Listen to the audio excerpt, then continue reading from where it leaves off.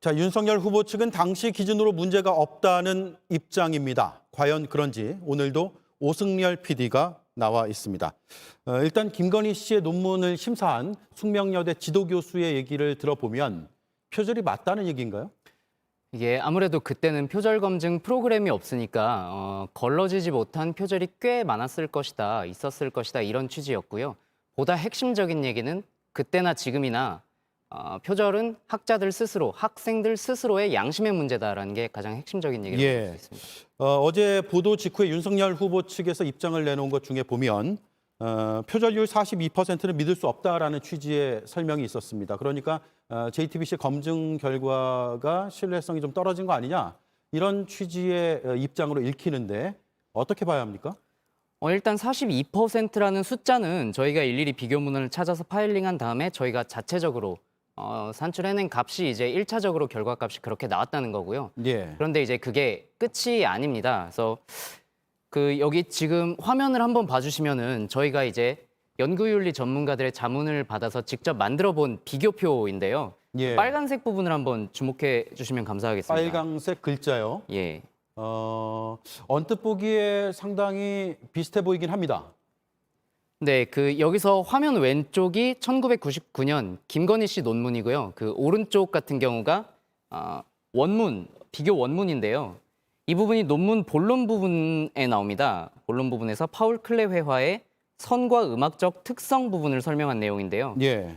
한번 비교를 해보시면 문장의 빨간 부분을 혹시 선과 음악적 특성이고 그 빨간 부분을 한번 보시면 문장의 배열이나 표현을 보시면 완전히 똑같다고 볼 수 있습니다. 그러네요. 그는 회화가 깊은 정신적 내용을 이라고 시작해서 필연적인 것이었다라고 문단이 끝나는 것도 똑같고 네. 그 다음 문장도 거의 유사한 것 같습니다. 네. 그래서 중간에 한 문장 정도가 빠졌다가 다시 이제 반복이 시작돼서 만드는 작업, 선으로 긁어내어 형상을 만드는 작업이었다. 이 부분에서 끝나게 되는데 네. 저게 논문으로 보면은 본론 한 페이지를 가득 채우는 분량입니다. 네.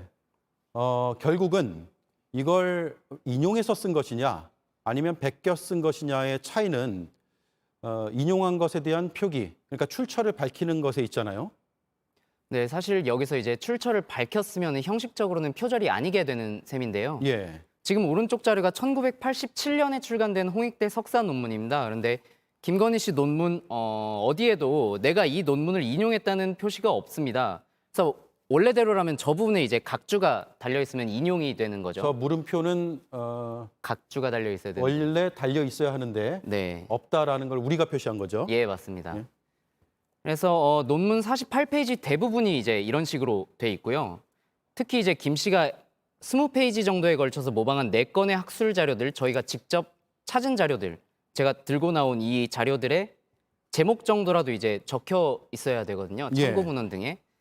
그래서 논문 어디에도 근데 이 자료들의 이름 같은 것들이 나오지가 않습니다. 예. 그래서 단순한 실수가 아니고 그게 고의적인 표절의 정황이다라고 전문가들이 얘기를 해주셨습니다. 네, 윤석열 후보도 오늘 입장을 직접 냈는데 당시 기준으로 문제가 없다고 반박을 했습니다. 그렇다면 이런 입장에 대해서 취재 과정에서 자문을 해준 전문가들은 뭐라고 하던가요? 전문가분들이 대부분 이제 비슷한 의견을 내줬는데요. 예. 1999년에 연구윤리가 학계에서 다소 느슨했던 것은 맞다. 예. 하지만 그때나 지금이나 표절은 굉장히 심각한 비윤리적인 문제로 취급을 받았고 네. 강하게 비난받았다. 그래서 표절은 늘 나쁜 일이었다는 건데요. 그래서 앞서 김건희 씨 지도교수도 결국 양심의 문제라는 말을 한 게 있는데 양심만 믿을 수는 없으니까 황우석 사태 이후에 2007년 이후에 정부에서도 아예 연구윤리 지침을 바꿨습니다. 그래서 100년 전에 나온 논문이라도 각 대학이 스스로 연구진실성위원회를 꾸려서 각 대학이 스스로 논문을 표절인지 아닌지 심의를 할 수 있게 제도적으로 마련을 해준 건데요. 여기에 따르면 이제 22년 전 논문이라도 충분히 각 대학이 필요하다면 지금의 잣대로 표절을 심사할 수 있게 된 겁니다. 네. 자문을 해준 전문가는 몇 명이었습니까? 일단은 총 3분이고요. 여기에 네. 이제 지금 추가적으로 검토 중인 전문가분들이 조금 더 있습니다. 그렇군요. 알겠습니다.